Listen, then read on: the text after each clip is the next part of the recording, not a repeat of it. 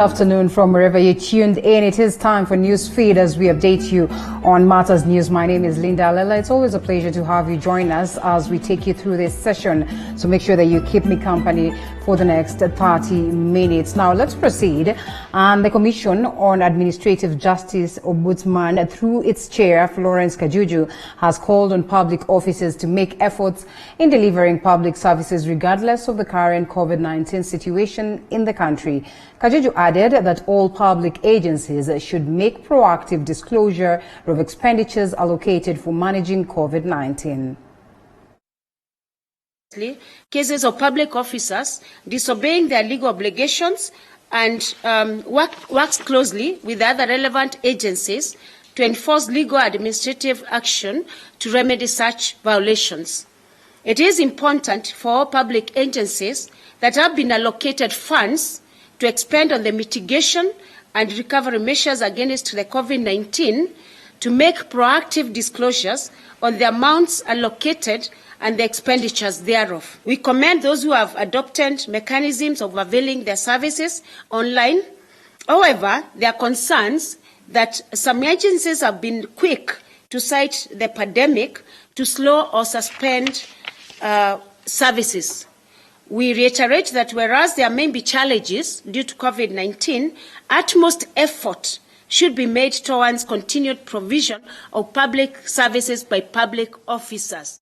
Because it doesn't matter what situation we are in, the public are entitled to public service. All right. Now, Kiambu County government has launched the construction of 93 million hospitals in Ruiru sub-county.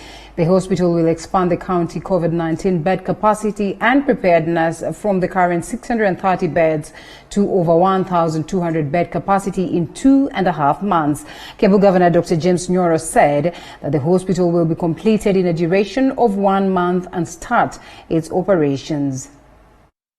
3 million is going to come to this building. And this building is not only going to be complete in 1 month, kama vile mmeambiwa, itamalizika kwa mwezi mmoja. Kwa hivyo muhesabu, mwezi mmoja ukiisha tutarudi hapa kufungua.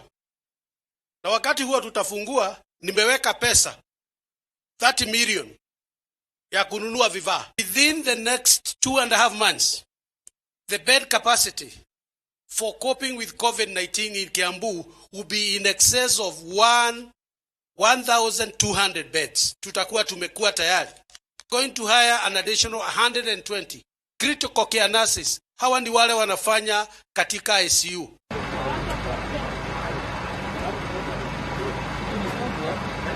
The development so well, but we talked about the heat and the cold. Yes, because of styrofoam.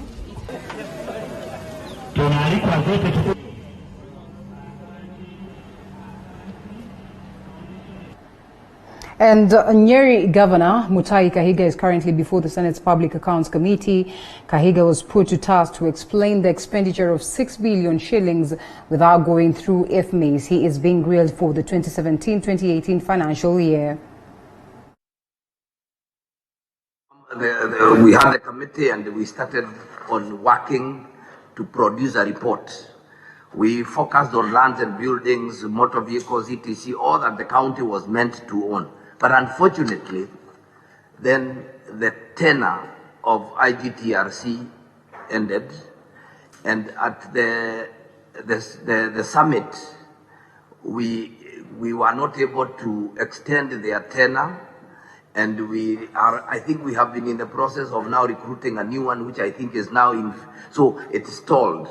So as we speak today, counties have not sorted out what they own and what they don't own, even inclusive of debts that were inherited from municipal councils, county councils, because we were still waiting for the finalization of this process that was done around, this was, I think it was in June 2019, and we ended up not, because we were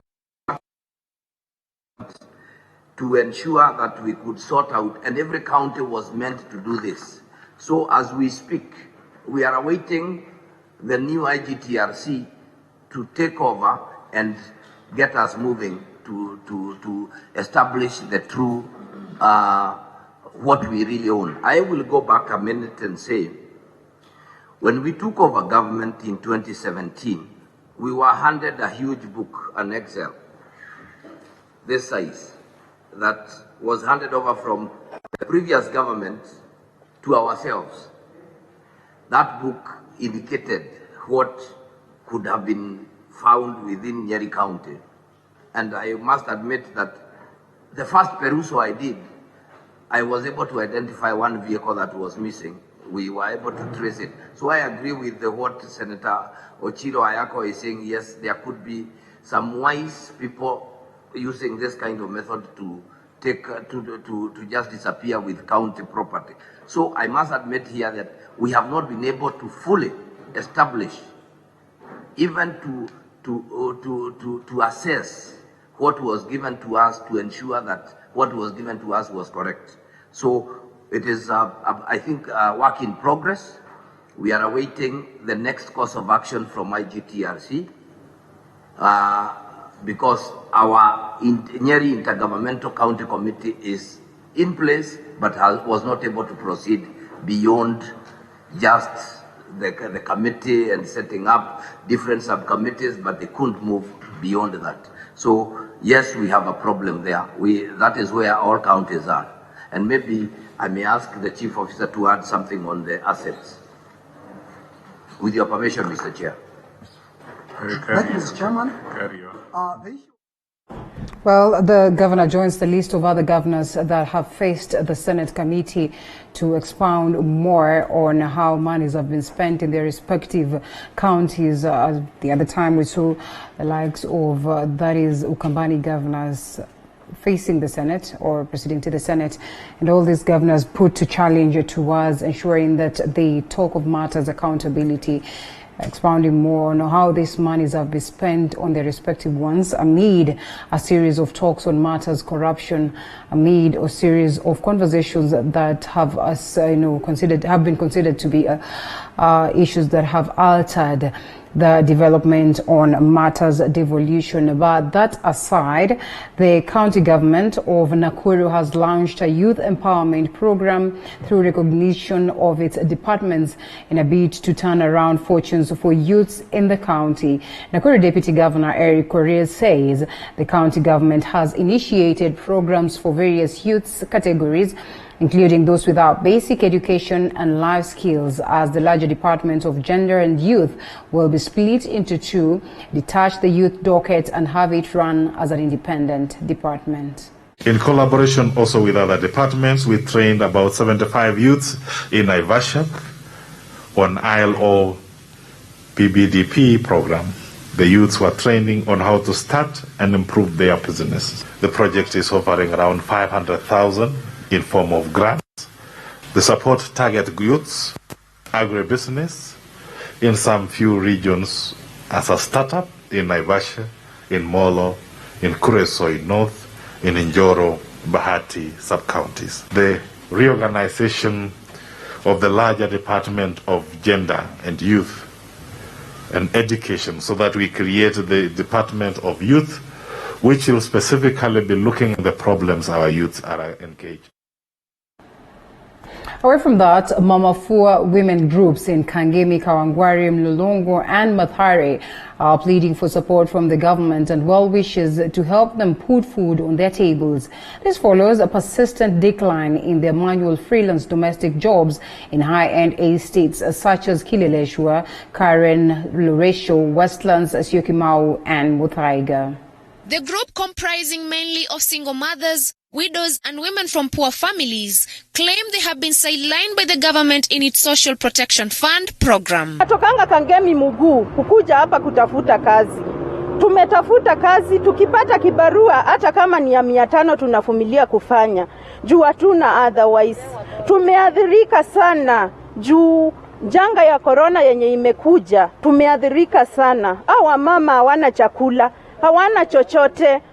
According to them, they congregate in their usual destination like Kasuku Center in Kileleshwa every morning to try their luck of getting a job every day. But their hopes continue to dwindle every day as COVID-19 infections continue to rise. This time, wakati wa corona, si estate nyingi tunakubaliwa kuingia cause watu wengi walisema kuna corona.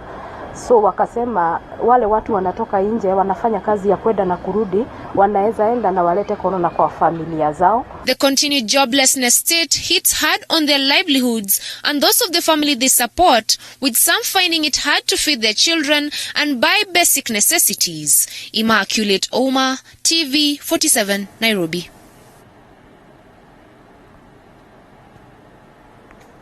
All right, well, that's pretty much unfortunate, but actually the occurrence that is taking center stage right in the country and across the global fraternity now. Every other sector calling upon the government to cushion them at this time of COVID-19 as they continue to deal with tough times. More reports coming on board on how Kenyans are grappling to survive, not able to pay rent, not able to afford food, not able to afford basic commodities. And we've been following up on different occasions just to see to it how different people are following or are dealing with COVID-19 as it is. Numerous occurrences we've seen in different schools, especially private schools for that matter, calling equally upon the government to see how best it can cushion them as they try to transform their schools into other money-making activities or other money-making sectors. So away from that, we hope that this is going to come to an end and would be able to go back to equilibrium. Now, the Jubilee Party has summoned all the Nairobi County MCAs for a meeting at the party headquarters ahead of tomorrow's vote for a new speaker to replace Beatrice Elachi. The party is expected to take a common stand during the picking of the speaker. Our reporter Eli Lugova is currently at the Jubilee Party headquarters and now joins us live. Lugova, what do we know about this meeting? Well, Linda, there are a lot of issues that are being discussed, and the meeting is currently going on. Just started around 20 minutes ago. A section of members allied to Jubilee Party, or rather members of County Assembly of Nairobi allied to Jubilee Party, are currently having a meeting. And that meeting, as I told you, is being chaired by the Party Secretary General, Raphael Tuju, was here around an hour ago. So the meeting is currently going on. And the major issue that is on the table, the main agenda that is on the table in the meeting that is currently going on is the replacement of the Speaker of the County Assembly of Nairobi. Remember, the Speaker, that is Beatrice Elachi, tendered her resignation letter 2 days ago, and today the party is having a meeting with the members of County Assembly of Nairobi. The major issue is the replacement, or rather the election of a new County Assembly Speaker.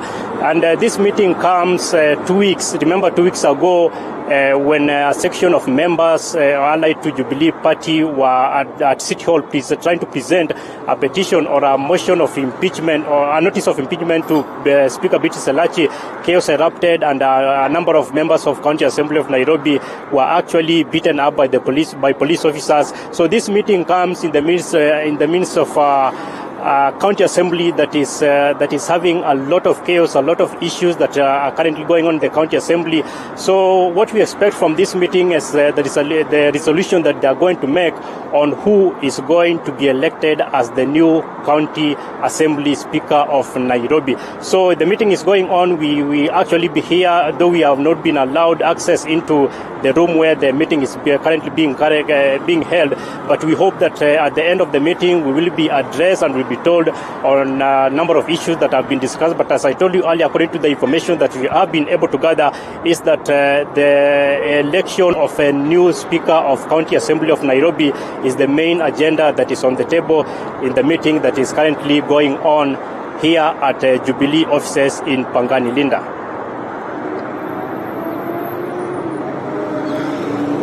All right, thank you so much, Eli Lugovo, for that update. Of course, we'll be coming back to you. We're hoping that you're going to prepare a comprehensive report in regards to the same later on to update the viewer on our subsequent news programs. Now, moving on, the newly refurbished Nairobi-Nanyuki railway line will boost the multi-billion agricultural sector in the Mount Kenya and northern regions.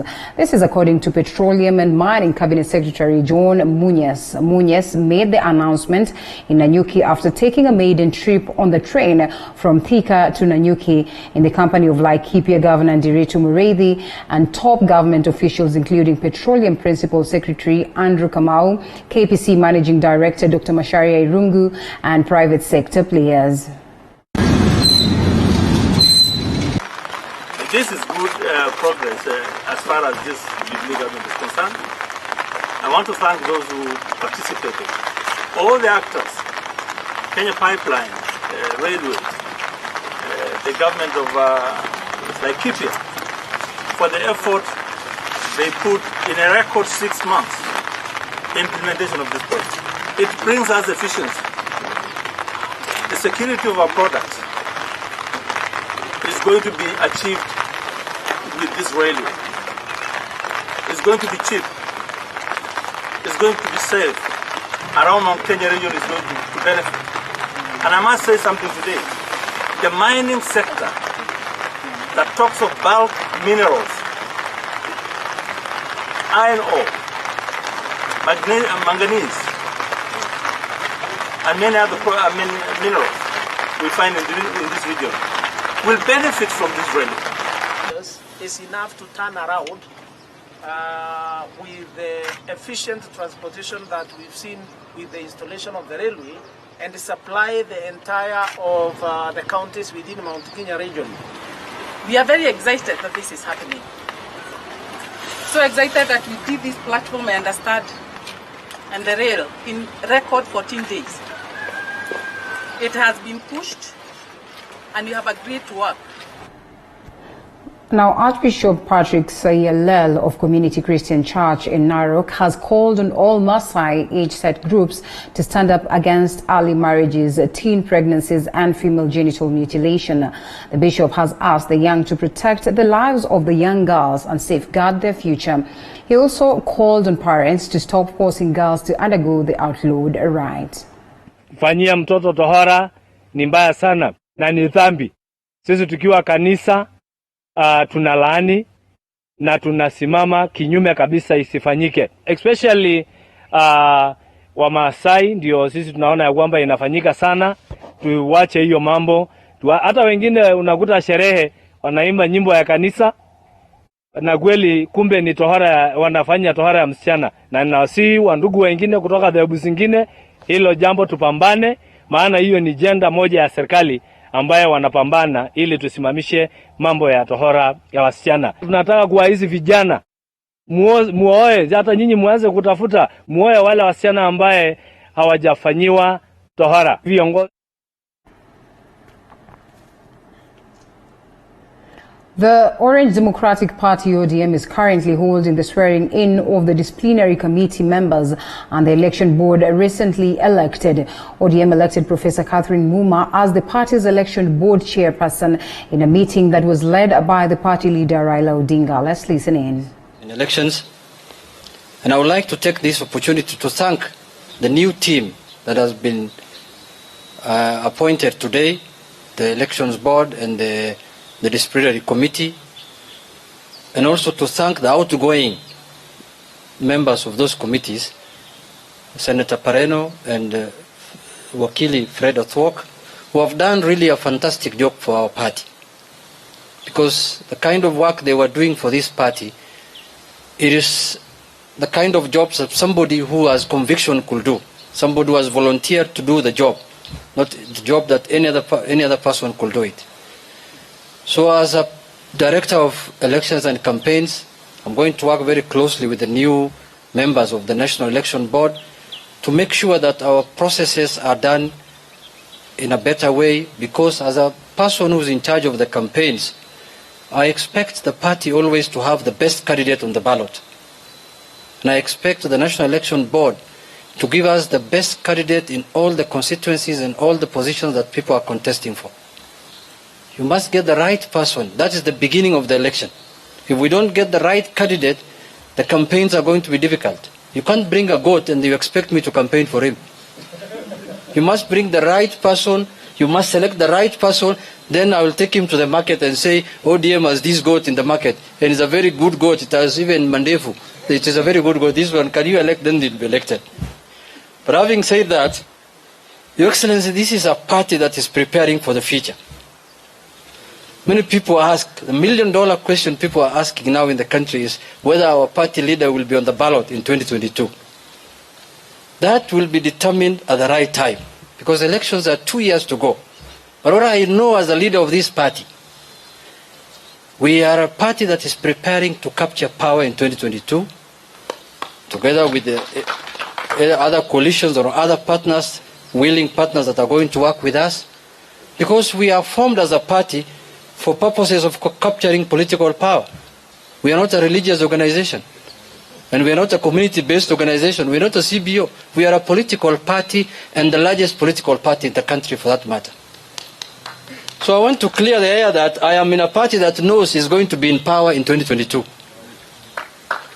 I'm not in a party that is going to, sit dark and think that, how can I sit dark when I'm in the largest party in Africa? So that issue, the issue of the first issue, it will be determined at the right time. But the issue of the party is as clear as that we are preparing ourselves for purposes of capturing political power. Having said that, Your Excellency, we are also the second largest party in Parliament after Jubilee.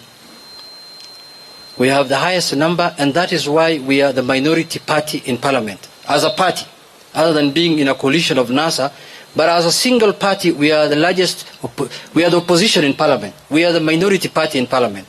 And that's why Honorable Mbadi is the minority leader in the National Assembly, and I'm also the whip of the minority in the National Assembly.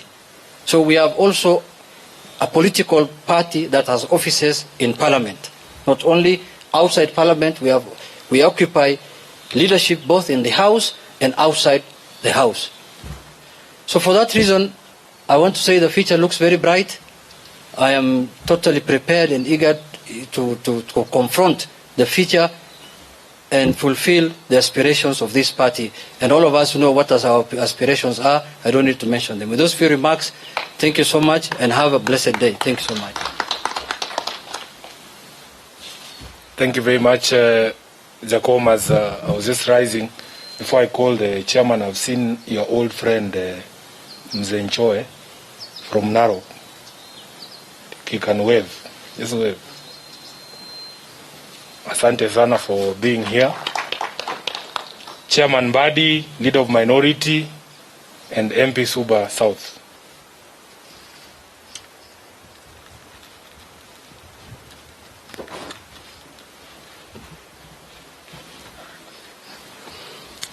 Thank you very much, SG, Your Excellency, our party leader, and Prime Minister Raila Amolo Odinga, members of the National Executive Committee, the new membership of the boards, and the Disciplinary Committee and the outgoing members of ODM, members of the press, good afternoon.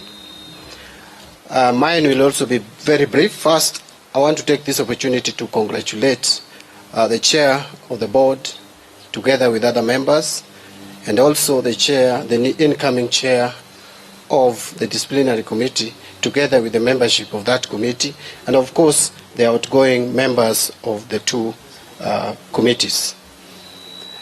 I want to also echo what Honorable Junet has just said, that ODM is the most organized and intellectually endowed party in this country. We are structurally organized. This is the only party that I think has functioning structures. And in my conversation with a number of our friends and colleagues, in fact, they talk of coming to ODM for benchmarking. And so I'm very proud that we have Professor Sihanya, who is going to lead a team that is going to help us in matters discipline. Discipline matters and election matters are intertwined, as you will shortly realize. And I will not forget the chair, the outgoing chair, and the leadership of the disciplinary committee, Fred Athuok. You've done your bit and you've done it well. We are proud of you. There were a number of discipline cases which you dealt with and processed effectively. Your party leader, you may not be aware, but Fred Athuok has been in this party and has served this party for long. You may not be aware that he was actually my returning officer in the year 2007. He's the one who declared me the winner of ODM ticket. And so I know he has been in this party for a while. One of the conditions for either being a member of the board or a member of the disciplinary committee is your commitment to this party. So all of you are members of this party. We have confidence in you. We are very proud that you are not going to let us down.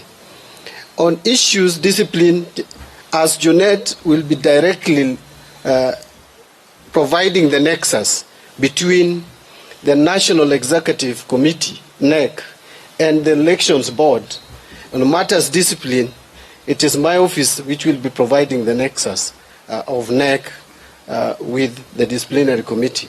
I'll be referring to you a number of discipline cases because a large party as ODM can never fail to have matters disciplinary. So we hope you will do your best. Madam Catherine, as Judy hands over to you the wealth of experience, in fact, Judy did not qualify to be reappointed to the board, even if we wanted to. You have done a very good report, the task force report. We have provided you with an opportunity to implement it. And I have no doubt in my mind. In fact, I tell people that I wouldn't mind if I lose ODM nomination and sit somewhere and have the government formed by ODM to give me another assignment if that my loss is going to help this party move forward. So kindly do your job without any favor. But my final remark, if you want to know that ODM is very democratic, contrary to the picture that I see out there. In fact, this is the only party where there is high-level consultation. Even matters handshake. Immediately the party leader finished with his brother, the president, he reported back to the party. And the party sanctioned and approved the handshake and BBI. But I want to give you another example touching on me. This is the only party in this country where the chairman of the party has faced a nomination within the party. I don't think there is any other party. And even after that nomination process, I was subjected to the party dispute tribunal, which did not even rule in my favor, ordered for a repeat nomination. So how else do you want this party to be more democratic than that? Does it mean that the party officials have to lose elections? Is when you will now be sure that the party is democratic. I have no doubt in my mind that I am in a party that is the most democratic in this region. I want to leave it there, but thank you very much and just congratulate you and welcome you to this assignment. It is challenging, but I'm sure you will be able to deliver. Thank you very much, Party Leader. Thank you. Thank you very much, Chairman. We are to the tail end now. Ladies and gentlemen, as you know, we are in the presence of our party leader, AU High Representative for Infrastructure, Baba Jacom. Your Excellency, it is always an honor for us to host you here at Chungwa House. We know this is the first time you are coming here after your short trip to Dubai. We are very happy to see you fit as a fiddle. In fact, we think you have shed off some years.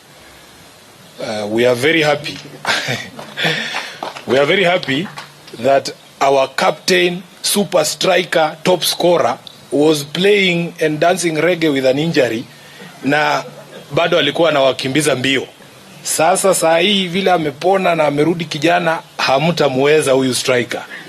With those many remarks, please let us be upstanding so that we can hear from our party leader, His Excellency Raila Amolo Odinga. Karibu sana.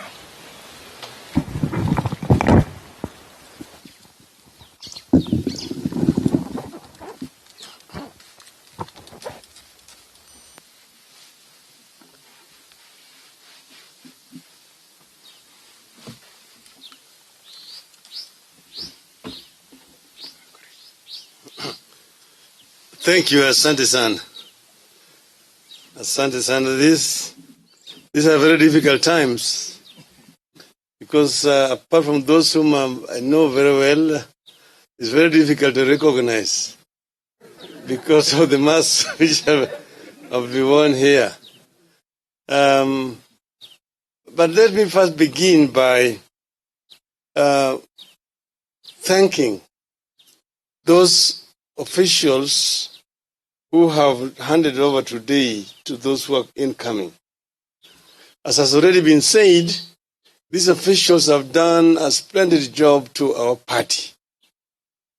They have served very diligently and they have shown a sense of patriotism in the work that they've been doing. Our party is a party which is growing from strength to strength all the time. Every political party movement in the world has got its high moments and its low moments.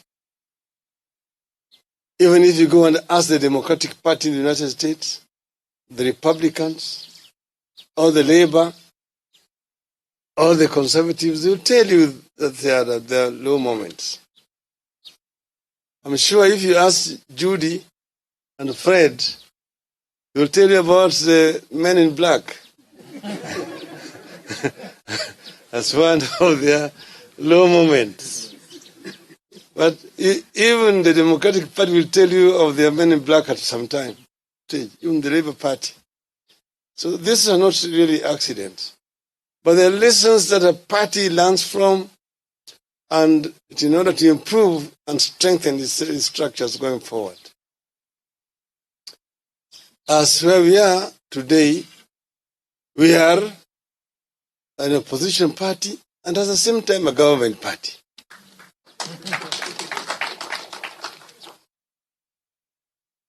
Government in the sense that we are actually run 16 county governments. We've got 16 governors. And there are more than 16 county assemblies where we have also got majority. So in that sense, we are also a ruling party. We have got our members of the county assembly, and then at the national level, we've got our members of the National Assembly and members of the Senate. In those capacities, or in those activities, there are always issues of discipline that arise. That's why the disciplinary committee is being created by the party to deal with matters of discipline, not only at the time of elections, but even in the course of the running of government or playing our role in parliament. Sometimes the media in this country is ill-informed about our current constitution and structure. You have the presidential systems and parliamentary systems. Before the new constitution came into power, into force, we had a parliamentary or a hybrid of parliamentary and presidential. In a parliamentary, pure Westminster type of parliamentary system, you have an adversarial system where you got opposition and the government, clearly. So the opposition's work is to keep the government in check, and most of the times oppose the government when the government goes wrong. But in a presidential system, where you've got clear separations of power, the executive, the legislature, and the judiciary, things are a little bit different. Because in a presidential system, Parliament as an institution is supposed to oversight the executive. So it is not only the responsibility of the minority party to oversight. Even the majority parties is part and parcel of that process of oversighting. That's the role of the government. So we made a scheme that, oh, the opposition is weak, the opposition is weak. No. In Parliament, our members of Parliament are playing their role of oversight. All of them. And even those who are in the majority party are also playing their role. That's why you've got committees in the House who have been tasked to oversight various portfolios. So don't be that ODM is not doing its role. What about Jubilee? Jubilee members of Parliament have also a role to oversight that government. All the members of Parliament have a role to do the work of oversighting. But this is a system that is still new. But understand that members of Parliament are still in the process of learning what they're supposed to be doing. So we want to move forward as one united party, and we're now doing preparations. Shortly we're going to be having party elections. And the message you have sent out to all our members of the party across the country, that we want discipline and peace in these elections, so that we can internalize democracy within our party. You cannot expect to run a democratic government if you don't have democracy within the party itself. The party must be democratic. That is when it can run a democratic government. There must be a process of consultations at every stage within the party structure, going from the sub-branches to branches to the national party. All our party organs have been working very effectively. But now for the COVID pandemic, we have not had an opportunity to have those meetings. And that's why it is only the Central Committee which has been meeting, because with the Central Committee, we can observe social distancing and do business. We are not able to do that with the National Executive Committee. We are not able to do that with the Governing Council. Nor can we have a delegates conference. But time is going to come when this is going to be possible in not too distant, far away. Because we are convinced that we are going to be able to deal with this animal called COVID pandemic. We believe that eventually we are going to triumph over this, and that Kenya is going to emerge out of it stronger than it is today. We have, of course, also our partners with whom we are working. As you know, we are working on the issue of BBI. And BBI is still going to start working again. There's been a lot of speculations in the media, when is this report going to be handed over? The committee finishes work so the time ago and so on. Yeah. We are going to receive that report, myself and President Uhuru Kenyatta. We will make it public. They say that, the reggae stopped. And I said, the reggae did not stop. The reggae went on half-time. The players have been getting some kind of massage and instructions from the coaches. And we have been doing overhaul. So shortly the reggae is going to be back. And nobody can stop reggae. And eventually, we believe that we are going to bring this together, and it's going to help us in improving governance structures in our country. all the issues which were raised by Kenyans during the process of consultations will be dealt with by that report, and they will be implemented. It is not the desire of anybody to make it any more difficult, more costly than it is. We're told, oh, there's no money for referendum. It's too expensive. Some people are talking about billions which have been spent on BBI. Ask them, where did those billions come from? There were no billions. Oh, referendum costs billions. Referendum does not have to cost billions. Ask the British. Within a short period of time they did a referendum, and they've done also an election. It's because of corruption in this country that Kenyan elections have been too expensive. In the United States, and you can verify, the cost of election there is $40 per ballot. 40 US cents per ballot. In Europe, sometimes it costs 50 cents, some countries 30 cents, when it goes up 60 cents per ballot.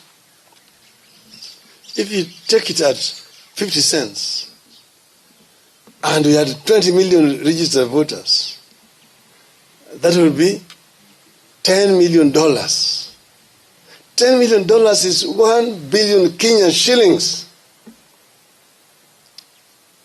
Yet here, it costs us over 40 billion shillings to do an election. And to do a presidential repeat, when no new ballot papers were printed, another 10 billion shillings. It's basically stealing.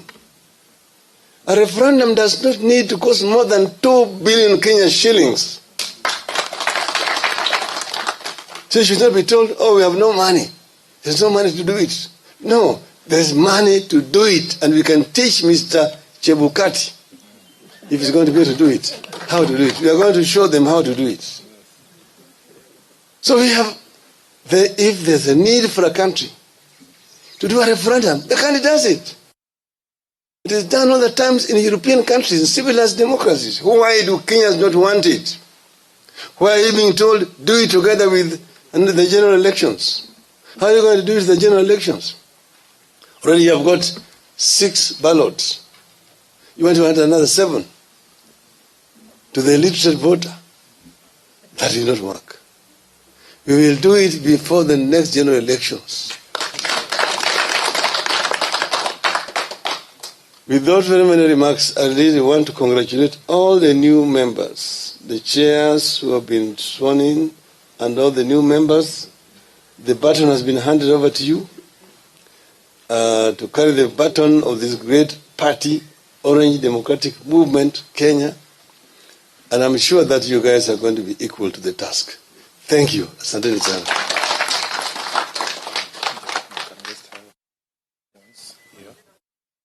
No, both. Wait. Ask a question.